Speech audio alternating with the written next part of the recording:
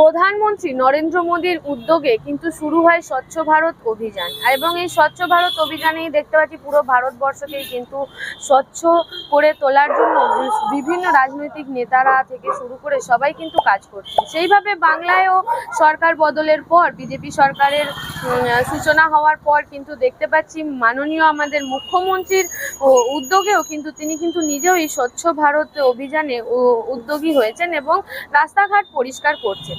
এমনি কিন্তু ডানকুনিতেও কিন্তু আমরা দেখতে পাচ্ছি বিভিন্ন জায়গায় সরকারি আধিকারিকরা, ডানকুনি থানার আইসি সাহেব থেকে শুরু করে বিভিন্ন জায়গার রাজনৈতিক দলের নেতারাও কিন্তু এই স্বচ্ছ ভারত অভিযানেই কিন্তু বিভিন্ন রাস্তা ঝাড় দিচ্ছেন এবং আবর্জনা পরিষ্কার করছেন।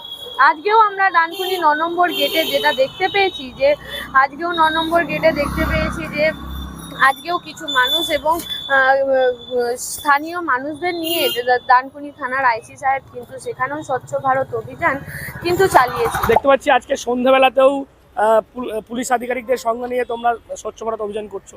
মূলত কি মেসেজ কি দিতে চাইছো? দেখুন, আমাদের দেশের প্রধানমন্ত্রী ওনার একটা স্বপ্ন ছিল, যে স্বপ্ন পূরণ করার জন্য ভারতীয় জনতা পার্টি থেকে শুরু করে সরকারের সমস্ত অ্যাডমিনিস্ট্রেশন রাস্তায় নেমে স্বচ্ছ ভারত অভিযান করছে। আজকে আপনারা দেখেছেন, আপনার ক্যামেরায় বন্দি, ডানকুনি থানার আইসি সাহেব নিজে হাতে ঝাঁটা নিয়ে মানুষকে সচেতন করতে আবর্জনাগুলো পরিষ্কার করে মানুষকে বার্তা দিচ্ছেন কি এই ধরনের কাজ আপনারা নিজে থেকে করুন।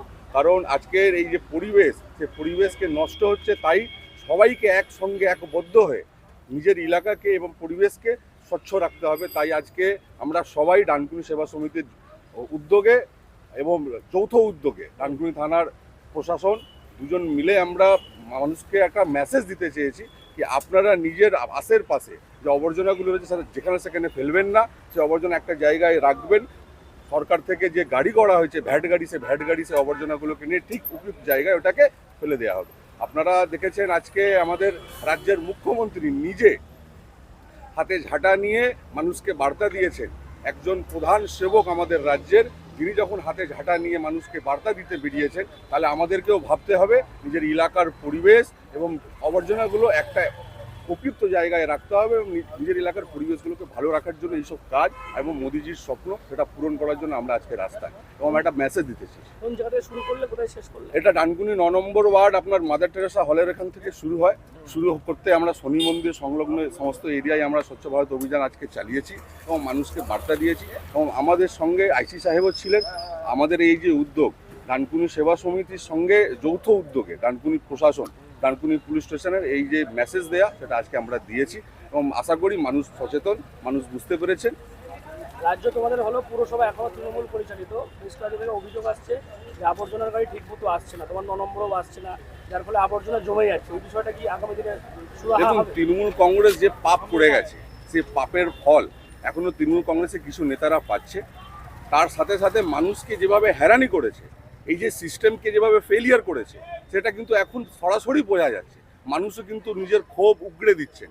আমরা দেখেছি সমস্ত জায়গায় যারা কাউন্সিলর, যারা কাজ করতে ইলেক্টেড আছেন, যারা একটা সংবিধানের শপথ নিয়েছেন, তাদেরকে রাস্তায় দেখা যাচ্ছে না, তাদেরকে পৌরসভায় দেখা যাচ্ছে না এবং তার সাথে কর্মীদেরও দেখা যাচ্ছে না। এটা বেশি দিন চলবে না, আপনার ক্যামেরার মাধ্যমে বলে দিচ্ছি। খুব শীঘ্রই আপনি দেখবেন সমস্ত প্রশাসন, ইও সাহেব থেকে শুরু করে এসডিও সাহেবকে আমাদের স্পষ্টভাবে বলা আছে কি মানুষেরকে কোনোভাবে হয়রানি করা যাবে না, যে মানুষের অধিকার, সেই অধিকার তাকে করে দিতে হবে। আমরা কথা বলবো এখানে ডানকুনিরই বাসিন্দা রয়েছেন মৃত্যুঞ্জয় দাদা, তিনি এই পুরো গোটা বিষয়টাকে কিভাবে দেখছেন, কি বলবেন এই স্বচ্ছ ভারত অভিযানে পুলিশের যে ভূমিকা সেটা নিয়ে কিভাবে দেখছেন এই বিষয়টা? দেখুন, আমাদের ভারতবর্ষের প্রধানমন্ত্রী নরেন্দ্র মোদীজি স্বচ্ছ ভারত নিয়ে সারা ভারতবর্ষের রাস্তাঘাট পরিষ্কারের জন্যে, এলাকা পরিষ্কারের জন্যে উনি বলেছেন। তো তার উদ্যোগে আমরা দেখছি ডানকুনিতেও স্বচ্ছ ভারত চলছে। আমাদের ডানকুনি থানার আইসি উনিও স্বচ্ছ ভারতে অংশগ্রহণ করেছেন, আজও করেছেন, কালকেও করেছেন। তো ভালো, সাধুবাদ জানাই ওনাকে যে উনি আমাদের প্রধানমন্ত্রী এবং মুখ্যমন্ত্রীর কথা রেখে উনি স্বচ্ছ ভারত অভিযানে নেমেছেন।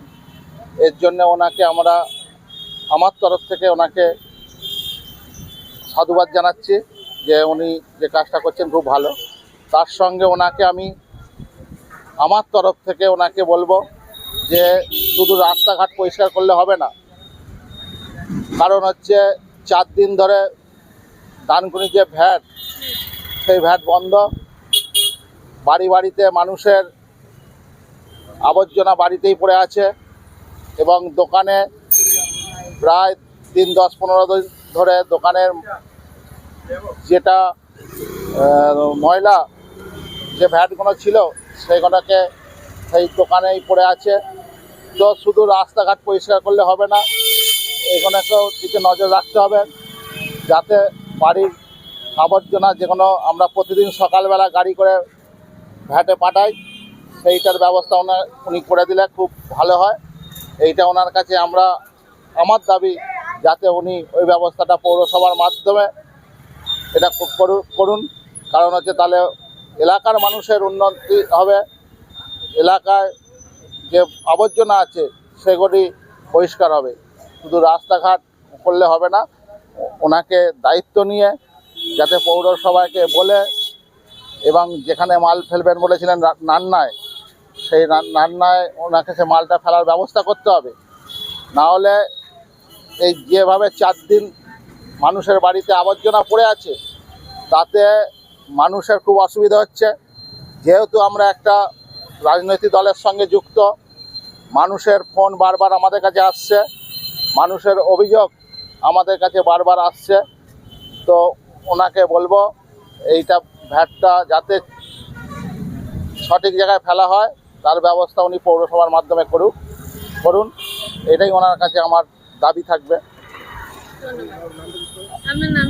আমার নাম মৃত্যুঞ্জয় পাল, ডানকুনি মনোহরপুর পালপাড়ায় বাড়ি আমার। অর্থাৎ বুঝতে পারছেন স্বচ্ছ ভারত অভিযানের যে উদ্যোগ, সেই উদ্যোগকে কিন্তু সাধুবাদ জানিয়ে তিনি ডানকুনি থানার আইসি সাহেবকে ধন্যবাদ জানালেন। কিন্তু এছাড়াও তিনি যেটা বললেন যে স্থানীয় সূত্রে যেটা খবর উঠে আসছে, শুধুমাত্র রাস্তাঘাট ঝাড় দিলে হবে না, রাস্তাঘাট ঝাড় দেওয়ার পাশাপাশি ডানকুনিতে অনেক জায়গাতেই কিন্তু অস্থায়ী রয়েছে ভ্যাট, যেরকম ডানকুনি বাজারে এবং দিল্লি রোড চৌমাথাতেও রয়েছে অস্থায়ী ভ্যাট। এ নিয়ে কিন্তু স্থানীয়দের বহুবার প্রতিবাদ জানানোর পরেও কিন্তু সুরাহা মেলেনি। তিনি যেমনটা জানালেন যে যদি এই অস্থায়ী ভ্যাটগুলোরও যদি ব্যবস্থা করা যায় তাহলে স্থানীয় মানুষদের অনেকটাই সুবিধা হবে।